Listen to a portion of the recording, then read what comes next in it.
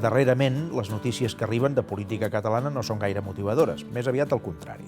El propòsit del podcast d'avui és aixecar l'ànim, conversar amb algú que ha fet un pas endavant, que ha pensat molt en quin pot ser el nou camí de futur de Catalunya i que creu en la bona política.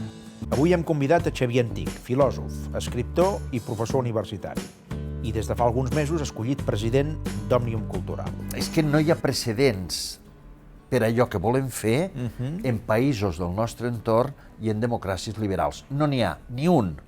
Per nosaltres aquest gran consens que es tracta d'enfortir-lo i que es tracta de que tingui conseqüències polítiques, i això vol dir legislatives i de propostes per avançar, marquen una mica un futur optimista. I la qüestió és que a Catalunya la veu de la ciutadania és molt majoritària en favor de que el futur el decidirà la ciutadania de Catalunya.